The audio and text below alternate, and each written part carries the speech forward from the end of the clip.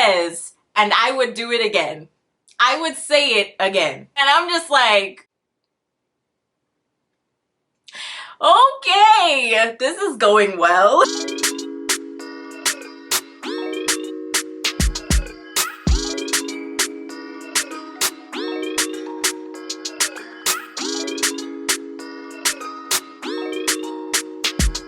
What is up, you guys? Welcome back to the channel. It's your girl Jada here, back with another video, and today we are going to be talking about the Ultimatum Season 2. Now, before we hop into all of this drama, because let's just say there's a lot to go around in this season, okay? A hell of a lot of it. But before we hop into it, I do want to say my name is Jada, as you guys already know, and I create videos basically talking about TV shows and movies, and occasionally I like to do my makeup and hair while I do that, but today is not one of those days where I do either. But if you would like to see that, hit that subscribe button, okay? It'll happen one of these days. It's just not today. Let's hop into the Ultimatum Season 2. So I'm gonna start off by, of course, just introducing all of the couples, and then we're gonna go into, obviously, the breakdown of the show, how it works, and then we're gonna dive into all the drama, okay? The couples, we have James and Ryan, who are both 24.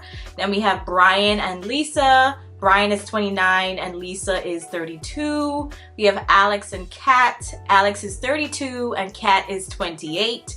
Antonio and Roxanne. Antonio's 30 and Roxanne is 31. And lastly, we have Trey and Raya, and Trey is 29 and Raya is 25. So, in case you guys aren't aware, obviously there's stages to the show, okay? If you haven't seen the show before watching my recap of it, really hope you do. But if you haven't, I want to, of course, talk about how the show actually works. The couples that are coming onto the show, one of the individuals in each couple have issued the other an ultimatum, basically saying, if you don't marry me after all of this goes down, I am leaving, okay? I have no problems walking away from this relationship. That's it.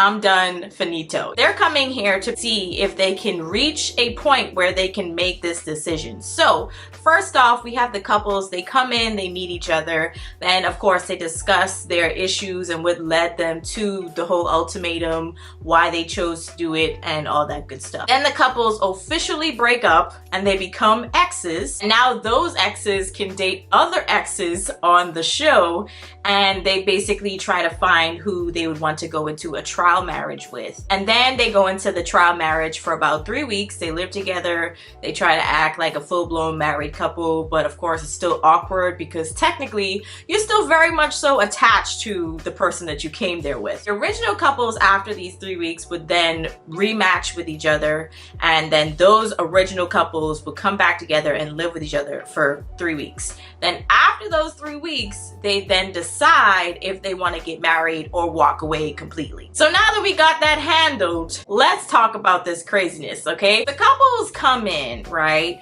And of course, like I said, everybody discusses why they're there, and nobody really stood out to me just yet. It seemed as though everybody was kind of comfortable with the idea for the most part, but yeah, it got very tense when it came to breaking up and of course them trying to date each other, okay? So one couple that definitely seemed to have a lot of issues was Brian and Lisa, but if you ask me, Lisa was the one that had the anger issues, okay? She did not take this well, even though she's the one that brought Brian onto the show because she's the one that issued the ultimatum. So yeah, it was really wild. Brian was talking to Raya, I think is how you say her name. I'm just gonna say Raya because I don't remember if it was Ria or Raya, but Raya basically was talking to Brian because it seems as though they were hitting it off, and Lisa comes over and just starts losing her absolute ish, okay? Like, she is losing her mind coming after Raya, but it's like, okay, but you brought Brian onto the show. So Raya ends up leaving. She goes back to, what was her man's name again? Trey. She goes back to Trey because she's just like, I don't know what's going on between Brian and Lisa. Clearly Lisa's having a little bit of a breakdown. Obviously, you know, because this is happening right in front of the other person in the couple, you can understand why there would be a little bit of jealousy, a little bit of uncomfortable feelings. But Lisa was the only one in the group that really took it a bit too far. They go outside, Brian and Lisa, they go outside to try and figure figure out like what is going on. Okay, Brian is talking to her, and before they started dating, Lisa was already getting kind of upset with the fact that Brian was talking to, you know, other women, and it's just like, that's the whole point of the show. They even tell you what the steps are for the show before you do it. They go outside, they try to hash out their issues, and Lisa just continues to yell and yell for at least a good couple of minutes, and then she storms off. She leaves, at least, yeah, she leaves, and she goes home and pretty much leaves Brian there. But I think Brian ended up leaving shortly after that. That was really crazy. But what I think is even crazier is what happens after that. So when the couples basically come back and they have to choose which person they're going to be going into a trial marriage with for the first 3 weeks, we don't see Brian and Lisa at the table. They're not there. Nick Lachey basically has to say, hey, you know, they're not here because Lisa took a pregnancy test. And then there was like this long pause where everyone's trying to figure out, okay, what happened? And we find out it was positive and she's pregnant. So they decided to remove themselves from the experience, he called it. Obviously, yes, I think that made the most sense. You're already expecting a child. Like, why would you need to be on this show? You know what I'm saying? It's like, it's guaranteed that he's gonna have to be in your life in some shape or form. Like, both of y'all are gonna have to figure out what you're gonna do, because now you're going to be parents. You know what I'm saying? So that's automatic. The last Ultimatum season, I remember there was a couple that got pregnant, but this was after they got engaged, and I think they got married as well. Can't remember their names, but I remember I didn't care for the girl in the couple because she was doing some weird stuff. I didn't like the way she was moving in that other season. So I wish them the best when I did that review of that season, but yeah, I remember not really caring for her. But either way, this is the first time I've ever seen a couple actually, before all of this goes down, they get pregnant. So yeah, whoop-de-doo. Now let's go into the nitty-gritty of it all. Is when the couples, these like exes from all these other couples that originally came in, when they choose each other, they obviously have to stand up, say who they choose for this trial marriage, and then say why in front of their original partner.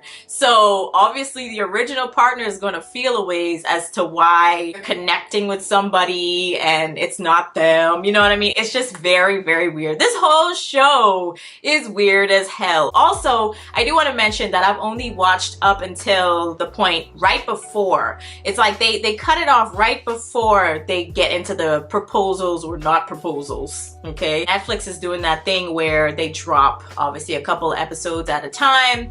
So I think it's every Wednesday for the Ultimatum. So more than likely by the time as I drop this video, they're probably gonna have the other episodes drop. So I'm happy that you're still watching this video, but this is basically my opinions about everything that went down leading up to that. Now, with all that being said, like I said, with regards to them picking each other, we eventually have the new couples. Okay, so let's dive into that. Ryan ended up pairing with Trey, and James ended up pairing with Raya. Alex went with Roxanne, and Kat went with Antonio. So that's pretty much how that went down. Hopefully I mentioned everybody. Because Brian and Lisa weren't there because of the whole pregnancy announcement, yes, it was 2 less people to choose.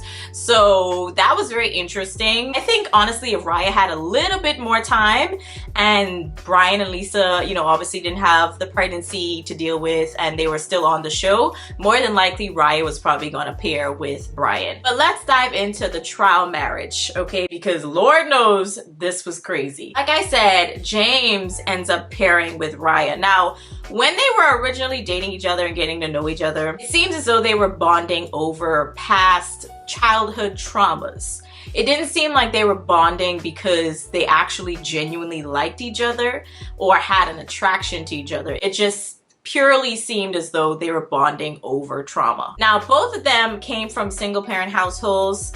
I'm not entirely sure, you know, Raya's parents' situation, but I know that with James, his dad had ended up passing away and his mom was a truck driver, so he had issues not being able to see her. It definitely left a rift, you know, in terms of him having a good relationship with his mom. That definitely left him feeling not really whole. He feels as though he can't really express that or tell any of this to his actual girlfriend, Ryan. So there's like a disconnect between them two. And he also says to Raya that he feels as though Ryan would not accept him, or that she wouldn't get what he's going through. But it's like, if you haven't experienced that, of course she's never going to fully understand what it is that you've been through, because she hasn't experienced it. She comes from a two-parent household. But at the same time, if that's supposed to be the person that you want to spend the rest of your life with, it'll be a good idea to tell her that. You can't just keep holding it all in. So I personally think that's kind of what ended up happening with James and Raya. And when they went into the trial marriage, you could already see that James was having a difficult time being with somebody else besides Ryan, at least in the capacity of living together. And it was really hella awkward, I'm not gonna lie. The first night they got into the apartment together, James was already like, you know what, I can't really do this, I need to take a walk. And he calls his friend to basically vent about what went down with Ryan. And I'm just like, so why are you here? You're not open to this experience at all, you know? So Raya is trying to be open, but it just seemed like obviously James was not in it at all. So she wasn't able to really get much out of it, and it just seems like kind of a waste of time for her. It wasn't a good pairing, and there was definitely a big disconnect with those two. Now, moving on to Ryan and Trey, they definitely seemed to hit it off. Okay, they had no problems. They both kind of saw each other as basically their duplicates. And I think it was Ryan that said that Trey was her in like a male version or something like that. And I thought that was pretty cute. They seemed to gel well together. And you could definitely tell that Ryan is one of those sweet souls that would do anything for her man. And I honestly think that when it comes to her, she just wants to feel appreciated. And she feels as though James just doesn't know how to appreciate her or make it seem as though he appreciates what she does. For a very long time, James was going to school, and after he was done with school, then he was like, oh, I need to get my finances up. And they have been together for 7 years, y'all. 7 long years. So I can understand why Ryan is like, okay, you're kind of wasting my time right now. So she's actually the one that issued the ultimatum in that couple, and I understand why, because that's a very, very long time. I personally think that when it came to Trey, because Trey was the one that issued to Raya, I think that both of them worked really well because they valued each other. One thing I want to mention that Trey had mentioned was very interesting to me that Raya had did was when I think they were together for their first year, because I think they only been together for 2 years, which I think is kind of short. I'm just going to be honest. Compared to 7 years, it's pretty short. But they were together for 2 years, and Trey, the first year they were together, Valentine's Day came around and he tried to be romantic. He had music playing, he had rose petals on the floor, candles on the floor, lingerie on the bed. And you know, the first thing that comes out of her mouth is, it's not like the TikTok videos that she sees. And it was like, girl, what? Like, at least say thank you and that you appreciate the effort. A lot of people don't even get this much. So after that, he says that he just never really did too much. And now obviously Raya's just like, I want to go on dates, I want to do nice things, and you don't do that. And it's just like, because you did not value when he did do that. Like, come on, sis, have some common sense, you know what I'm saying? When people actually show you that they're trying and are actively putting in the effort into your relationship, I think you should try to obviously say thank you. Be very thankful for what it is that they're trying to do so that they do more of it in the future. So that you're not stuck in this situation where they're closing up and they don't really feel comfortable doing these things for you anymore. And now you're complaining that you're not getting those things. I'm just saying. So I think with Trey and Ryan, they really were just struggling in their relationships to feel valued and noticed, you know? So I think that now, because they both wanted those things, and now that they're together in this trial relationship, that's kind of why they saw themselves in each other and it worked out so well. They definitely hit it off. And Trey wasn't afraid to tell Ryan at the end of their 3 weeks, like, hey, I really caught feelings for you. Looking at their chemistry, you could understand why. Let's move on to Alex and Roxanne. So Alex and Roxanne are both workaholics, okay? They both are very much so into building their career up and, you know, obviously keeping it that way. They're very, very busy all the time.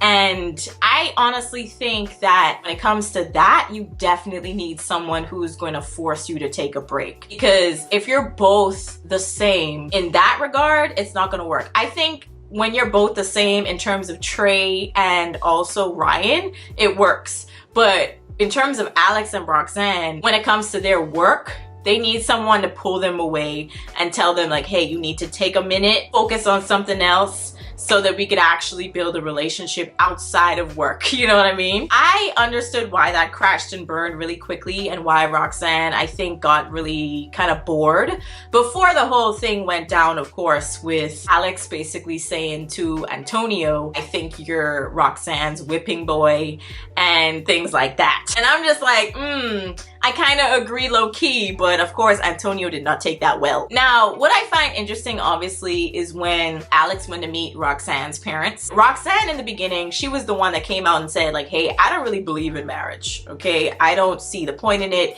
even though her grandparents and her parents have all been married for years and years, okay? But she doesn't believe it herself. I find it interesting that when they went on a date, it seems as though Roxanne was opening up to the idea of marriage. But with Alex, I think he was more focused on trying to be liked by Roxanne's parents rather than actually trying to actively woo Roxanne in terms of trying to be that partner. But I do think that Alex is more focused on winning. I don't think he was actually interested in pursuing anything romantic or anything of that nature with Roxanne at all. So when Roxanne was talking to Kat about it, she was like, you know, oh, he was kind of lying to my parents about doing the things that I like with regards to doing chivalrous things like opening the door for her and stuff like that. He kind of lied to her parents and said that he was doing that. She said that that definitely kind of turned her off. So it was very interesting that that was the tipping point for her, even though everything else was looking like it was crashing and burning also. But either way, Antonio and Alex had a conversation based on what Alex had remembered Roxanne basically saying. And in short, Alex told Antonio that Roxanne does not respect him and that he is basically her whipping boy. And he did not take that kindly, okay? Antonio was looking at Alex like, you are a liar, take it back, I know you're lying about that, and Roxanne does respect me, I don't know why you would ever say that. He lost his ish, y'all, okay? Lost it. Now, what I find crazy though is that right after this situation, after this blow up, Antonio calls Roxanne and basically repeats what Alex said to him. And Roxanne makes it a point to obviously bring it up to Alex because they're still living together in the trial relationship. And you can see that Roxanne was heated about it. But the thing is, what gets me is that Alex doesn't take it back because he's like, no, what you said gives me the opinion that you do not respect this man. I gave an opinion and I told Antonio what I thought about what you had been saying to me during this trial marriage.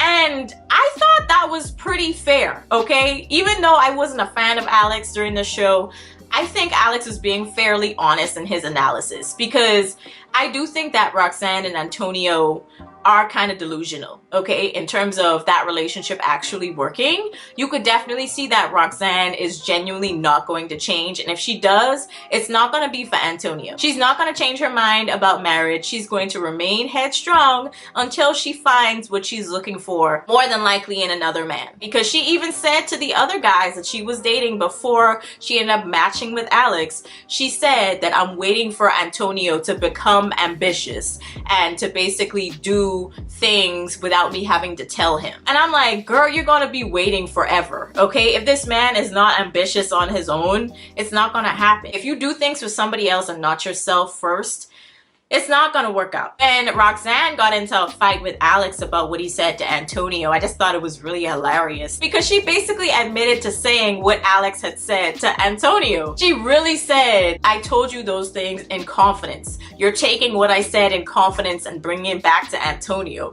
And I'm just like, yes, because he wants to be honest. That is his honest analysis. Antonio was the one who pulled Alex aside and was like, we need to have a chat. So that's what Alex said. Okay, he was trying to be honest, have an honest conversation with Antonio, and Antonio was the one who lost his mind and couldn't just absorb what Alex was taking. So I didn't really understand why Antonio and Roxanne was having such an interesting reaction, because that's what it is. That's the vibe that I was getting also. So I had to agree with Alex on this one. I just honestly think that Roxanne and Antonio were being delusional, okay? Now, what I find interesting though on top of that is when Antonio went home to Kat, because Kat during this whole situation has been really quiet, okay, really docile, and you could tell that's her overall demeanor because that's how she was through this entire couple of episodes that I watched. Watching her interact with people, she's very much so quiet and reserved, but she's very nice, okay? She's very kind. I feel deep down, I think she's a very kind person. You could definitely get that aura from her, but she did get kind of annoyed with Antonio when Antonio came home angry about what Alex had said to him, and Antonio comes home, calls Roxanne up. He's calling Alex shit head because I can't say the word. And you know, Kat, she's hearing all of this and she's just like, okay, I'm not a big fan of my man right now because that's why we're in this situation, but at the same time, you're not gonna call him a shit head. And she stood up for him in that moment. So I thought it was pretty interesting that after Antonio came back home, she kind of relayed the message because Roxanne had also met up with Alex's parents. And Kat, of course, because she's been in a relationship with Alex, she has phone connections and all that to Alex's parents. And his parents had messaged her and said that they feel as though Roxanne doesn't really care for or respect Antonio like that based on what she said. So it pretty much just reiterated what Alex had said to Antonio that night. And Antonio was not hearing any of it. He was like, why would they say that? That just doesn't sound right. Are you trying to break us up or something like that, right? And Kat was just looking at him like, my dude, why would they lie about that? What is the reason? What would they have to gain from lying about it? I don't understand that. So like I said, Roxanne and Antonio are really delusional, and you could definitely pick up that Antonio is very, very insecure about himself when it comes to his relationship with Roxanne. Okay, you could definitely see that. But in the first couple of episodes, you pick that up. When Antonio and Kat, before this whole situation with Alex went down, Antonio had expressed to Kat on one of their dates that he felt as though he couldn't really do anything wrong. Like if he had did anything wrong, that there'd be major repercussions or Roxanne would leave him, and he just constantly lived in fear of losing Roxanne. I personally thought just from that statement alone, that relationship is not gonna work out, because if you have to constantly be perfect for a person or feel as though you can't mess up or are constantly living in fear of losing someone, you need to lose them. They don't need to be in your life because they're not going to do any good for you. You're just going to be constantly living on edge and you're never going to be relaxed. I do think that you shouldn't be so comfortable to the point where you never do anything or get anything done. But at the same time, I do think that if you feel as though you have to constantly be at 100 all day, every day when you're with this person, it's going to be exhausting. That's another reason why I think Antonio and Roxanne are not going to work. Now, that's pretty much it for the trial marriage. All of this got brought up basically again and rehashed again when they met up for dinner, and all of the couples basically had to talk about what they learned and what happened. Two things I want to mention. Number one, when Antonio had brought up the whole situation again and rehashed it with Alex, and he basically said to Alex, like, hey, I just really felt like you hit a nerve with me. That's kind of why I lashed out or reacted the way that I did, right? And Alex turns to him and says the most savage thing I have heard on a Netflix reality show in a minute. He says, and I would do it again. I would say it again. One of those two. And I'm just like, okay, this is going well. I kind of don't blame him because again, I think it was an honest analysis and I would have said the same thing. Why would you take back something that you said that you personally think is truthful? That's your conviction. Why would you take that back? Why would you apologize for that? But at the same time, I would kind of say, sorry that it hit a nerve with you, but I can't take back what I said because it's what I thought and I still think that way. So, you know, that definitely didn't go over well.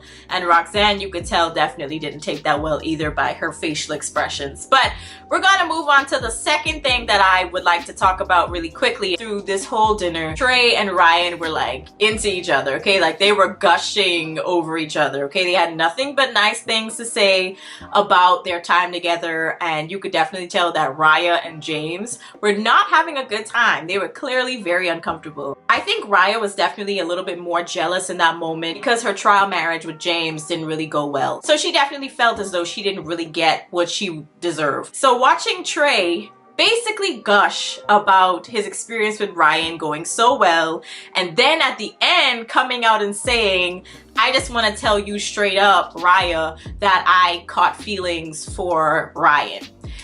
And I'm just looking at Raya like, oh my God. My heart would have completely dropped out of my body through my booty crack in that moment. I would be devastated. So when the whole thing ended and everybody obviously went back into their original couples and had to live with each other for the 3 weeks, that definitely had to be addressed. Trey was trying to get back together with Raya as if he didn't just say that he had feelings for another woman. And it was hella awkward, y'all. Hella awkward. If I'm going to be honest, I would be just like Raya. I would be super standoffish because you really just said that you're sharing yourself. You can't come back from saying something like that. You basically are saying to me that you're now sharing your heart with somebody else. So it was very strange trying to get over that because you can't just move on the next day. That's just not how that works. And Trey is trying his hardest to talk through things and talk through if they're gonna get married, are they gonna live together, all that type of stuff. And I just think that's the biggest hurdle right now that they have to deal with, is the fact that he said that. I think everything else could kind of be worked out, but honestly, I don't think that Raya's ready. I'm just going to be honest, I don't think she's ready to be married. Because like I said, I think 2 years is a bit short. She's only 25.